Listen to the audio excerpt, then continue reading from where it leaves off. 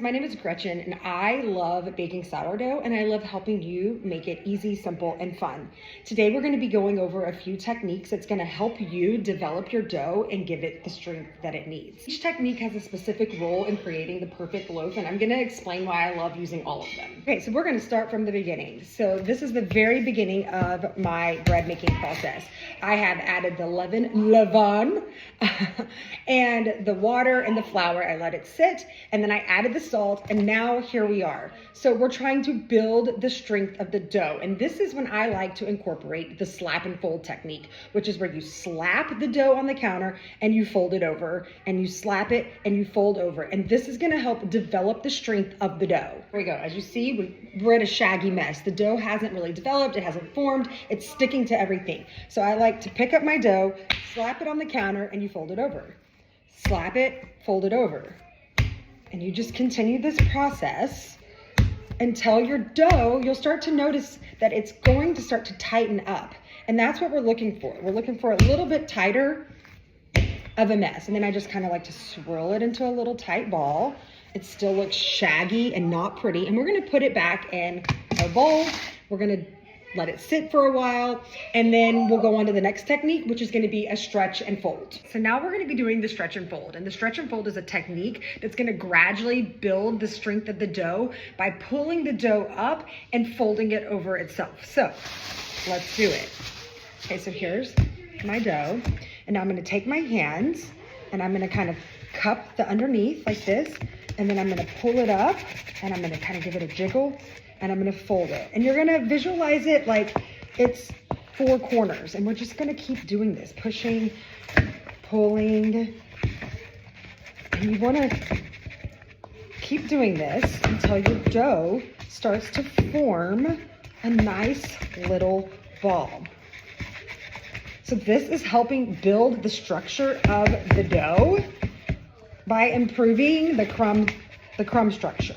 So this is why we like to do this. So then you're gonna kind of have, now it's starting to like form and look a little bit more like a little sourdough ball. The next technique we're gonna be doing is called laminating. Basically, we're gonna be taking our dough and kind of, you've got your counter a little wet, and we're gonna be stretching our dough very thinly and folding it over itself. So here we go, taking our dough out, and now we're going to just kind of give it a little tug. You don't want to tear it, you want to be gentle, so just kind of like pull it and just shake. Like get underneath right here, pull it and shake. This is going to help create a better final texture and crumbs. So basically what we're doing is we're going to be trapping the air in, and it's going to give it like the holes. So you know, whenever people on Instagram or wherever you are, they cut the bread open and they show you the crumb shot with all the beautiful holes and the fermentation. This is the process that's going to give you that beautiful crumb shot. So now we're just going to take it and we're just going to fold it over like this. I like to do a little pull like this, fold it that way, like that. Then I like to pick it up, kind of give it a little shake, flip it, and then kind of pull it onto itself. And now you're kind of starting to see the fermentation. There's like starting to have some bubbles form. And now we're gonna put it back and we'll come back for the next technique. Okay, so now we're gonna be doing coil folds. Basically, it's where you lift up the dough and you're gonna be folding it on itself. This is another way to strengthen the dough, but it's also helping redistribute the yeast and the bacteria through the dough. This technique helps strengthen the dough, especially for higher hydration doughs. So I'm just gonna pull it out to show you. So you're gonna take the dough, kind of just gently fold it on itself. And now you're gonna start to see bubbles. That's good fermentation happening. And I like to perform 3 sets of these throughout my bulk fermentation. So you learned the slap and fold technique, you learned the stretch and fold, you learn the lamination. I also forgot to mention that during the lamination, that is my favorite time to add in inclusions if you're gonna be adding things into your dough, like jalapenos, cheddar cheese, like whatever it may be, chocolate chips.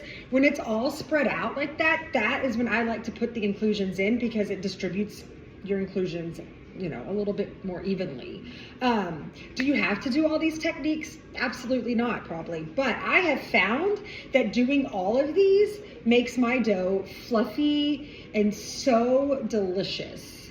I pride myself on making really delicious sourdough bread, and I know each one of these techniques has a special place and it's doing something special to my dough, so I incorporate them all. I encourage you to try them all out, see if it fits in your baking, see which ones you like. It's all up to you. Baking is personal. These are just my preferences. Now, if you are ready to learn how to bake sourdough, I have a really fantastic ebook that walks you through step by step, holding your hand, all the techniques. It even comes with videos so that you can know what you're doing through each step. And you're gonna learn how to make beautiful, beautiful sourdough bread. Thank you again so much for your support. If you could please like, comment, subscribe, share with your sourdough loving friends, I would be so grateful.